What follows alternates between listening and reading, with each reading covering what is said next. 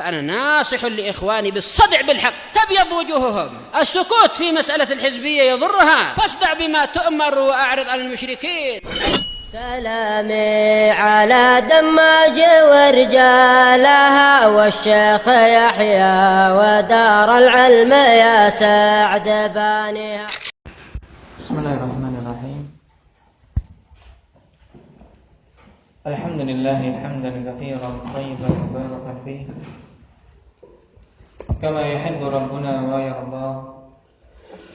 أشهد أن لا إله إلا الله وحده لا شريك له وأشهد أن محمدا عبده ورسوله صلى الله عليه وعلى آله وأصحابه ومن تبعهم بإحسان إلى يوم الدين. Amma ba'd. Mengganti majelis yang tadi dulu. Nah, kita baca kelanjutan dari pembahasan yang lalu dalam fikih muyassar.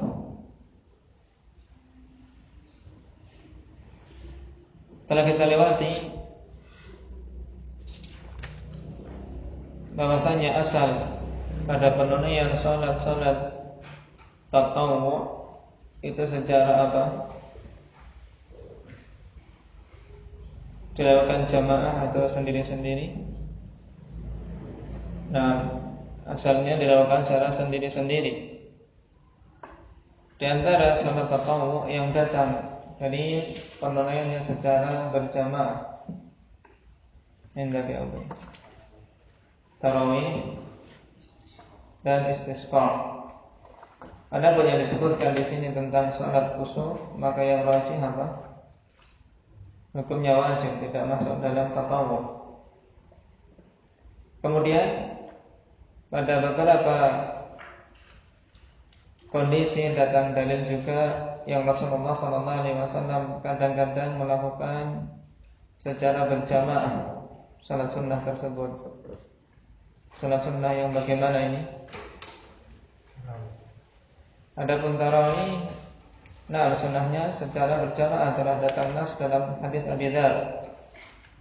Man shallama al-imam hatta yansarifa kutiba lahu qiyamul lailah. Siapa saja yang salat bersama imam sampai selesai imam tersebut, maka ditulis seperti salat semalam suntuk. Yang asalnya secara sendiri tapi kadang-kadang Rasul melakukan berjamaah. Amal salat malam. Nah, qiyamul lail secara umum kadang-kadang dilakukan berjamaah. Tapi dalam kondisi yang nadir, yaitu kondisi yang jarang sekali. Karena kalau kita melihat dari yang ada, yaitu pada waktu-waktu yang Rasulullah SAW tidak menyengaja, seperti ketika Ibnu Abbas bermalam di rumah Maimunah. Demikian pula ketika Abdullah bin Mas'ud radhiyallahu anhu ikut berjamaah bersama beliau. Jadi pada kondisi-kondisi yang jarang. Namun hal ini menunjukkan tentang bolehnya. Sekarang kita masuk pada permasalahan yang keempat, pada perincian macam-macam salat tatawwu. Qala fi adadir rawatib, tentang jumlah salat-salat rawatib. Setelah kita lewati bahwasanya tatawwu atau salatut tatawwu terbagi menjadi dua. Nah, yang muqayyadah dan mutlaqah. Kemudian yang mutlaqah juga terbagi menjadi dua, yaitu apa? Aba Mujahid. Salat-salat tatawwu muqayyadah terbagi menjadi dua, yaitu yang mengikuti salat fardu yang dinamakan dengan rawatib, dan yang berdiri sendiri, nah tidak mengikuti salat fardu. Nah, sekarang yang akan kita bahas tentang rawatib ini. Qala war rawatibu jam'u ratibah wa hiya daimatul mustamirrah. wa hiya tabi'atu lil fara'id. Dan rawatib yaitu merupakan bentuk jamak dari ratibah yang bermakna ad-daimah al-mustamirrah, yang dilakukan terus-menerus dan berkesinambungan. Di sini menunjukkan ikhwanifillah bahwasanya salat sunnah ini jangan sampai seorang muslim meninggalkannya. Wa hiya tabi'atu lil fara'id, dan salat ini mengikuti salat-salat fardu. Qala wa fa'idatu hadhihi ar-rawatib annaha tujbirul khalala wan naqs alladhi yaqa'u fil fara'id kama madha bayanuh. Dan faedah dari salat-salat rawatib ini bahwasanya salat tersebut untuk menutup kekurangan-kekurangan, kemudian cacat-cacat yang ada pada salat-salat fardu sebagaimana telah lewat penjelasannya. Dan ini merupakan bentuk rahmat dari Allah Subhanahu wa taala, karena kita yakin salat fardu kita ikhwanifillah banyak kekurangannya. Dari sisi kekhusyuan, ini yang paling banyak kurang. Oleh karena itulah ketika Allah Subhanahu wa taala berikan peluang untuk melakukan salat-salat sunnah sebagai pelengkap, maka jangan disia-siakan, terutama salat-salat rawatib ini. Dan salat-salat rawatib terbagi menjadi dua, ada yang muakkadah dan ghairu muakkadah.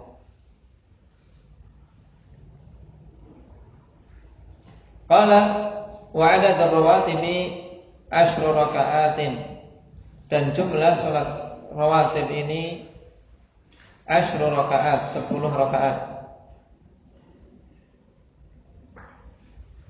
Wa hiya al-madhkuratu fi hadits Ibnu Umar radhiyallahu anhuma, yang tersebut di dalam hadits Ibnu Umar radhiyallahu anhuma, hafidtu an Rasulillah sallallahu alaihi wasallam rak'ataini qabla adh-dhuhri wa rak'ataini ba'da adh-dhuhri wa rak'ataini ba'da al-maghrib wa rak'ataini ba'da al-isya wa rak'ataini qabla al-ghada, kanat sa'atun la adkhulu 'ala an-nabi sallallahu alaihi wasallam fiha.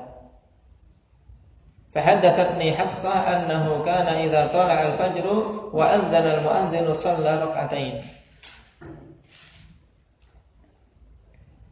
Adalah atau aku menghafal dari Nabi sallallahu alaihi wasallam 2 rakaat sebelum zuhur, 2 rakaat setelah zuhur. Kemudian 2 rakaat setelah maghrib, 2 rakaat setelah isya, 2 rakaat sebelum salat subuh. Yang kanat 2 rakaat sebelum subuh itu sa'atan la adkhulu 'ala Nabi sallallahu alaihi wasallam fiha, merupakan waktu yang aku tidak bisa masuk pada Nabi sallallahu alaihi wasallam padanya. Karena waktu itu waktu di mana Rasul sallallahu alaihi wasallam di kediaman beliau. Akan tapi telah menyampaikan hadis kepadaku Hafsah, yakni saudari dari Ibnu Umar, bahwasanya Rasulullah sallallahu alaihi wasallam apabila telah terbit fajar dan muadzin mengumandangkan azan, beliau salat 2 rakaat. Ini 10 rakaat yang disebutkan dalam hadis Ibnu Umar. Qala wa yata'akkadu lil muslim an yuhafidha ala 12 rakaat. Dan dikuatkan atas seorang muslim untuk menjaga 12 rakaat. Jadi tambah 2 dari 10 rakaat tadi, ditambah 2 lagi yang ada padanya keutamaan khusus. Liqauli Nabi sallallahu alaihi wasallam, "Ma min 'abdin muslimin yusalli lillahi ta'ala fi kulli yawmin 12 rak'ah illa banallahu lahu baitan aw illa bunya lahu baitun fil jannah." Tidaklah seorang hamba yang muslim melakukan salat semata-mata karena Allah Subhanahu wa taala pada setiap harinya sebanyak 12 rakaat. Dalam sebagian riwayat afanifillah ada penjelasan min ghairi fardhah. 12 ini bukan wajib, kecuali Allah Subhanahu wa taala akan bangunkan untuknya satu rumah di surga. Jadi siapa yang menginginkan rumah di surga afanifillah, di antara sebabnya yaitu hendaknya menjaga 12 rakaat dari salat-salat rawatib. Nah, Dan 12 rakaat tersebut wahiyal ashrul madhkuratu sabiqan, yaitu 10 rakaat yang disebutkan di depan, illa annahu yakunu qabla dhuhri 4 rakaat.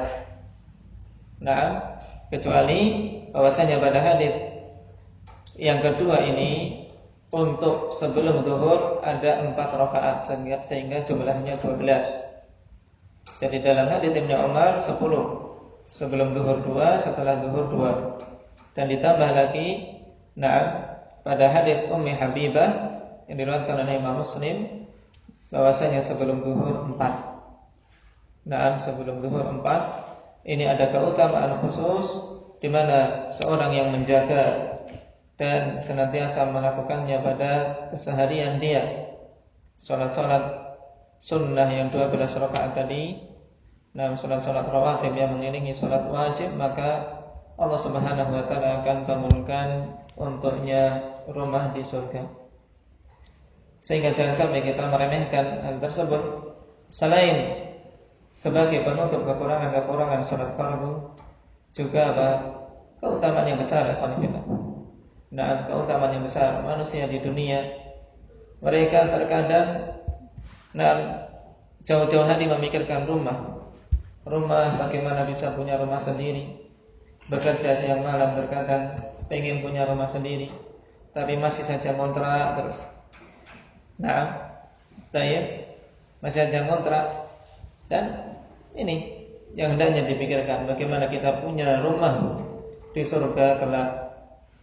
Ini rumah masa depan yang hendaknya dipersiapkan seorang muslim mengusahakannya. Jangan disia-siakan. Dan telah kita lewati kemarin dalam muhadarah Syekh Muhammad bin Naman Iqmani hafizahullah ta'ala, bagaimana para salaf perhatian mereka dalam masalah salat. Dalam masalah salat, bahkan dalam persiapannya. Man lam ya'khud uhbatan lis-salati, apa kata salaf indaki Ahmad?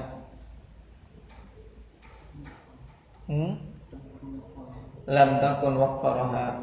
Siapa saja yang tidak mengambil persiapan untuk sholat, dalam artian dia tidak siap-siap untuk sholat, maka dia belumlah mengagungkan sholat.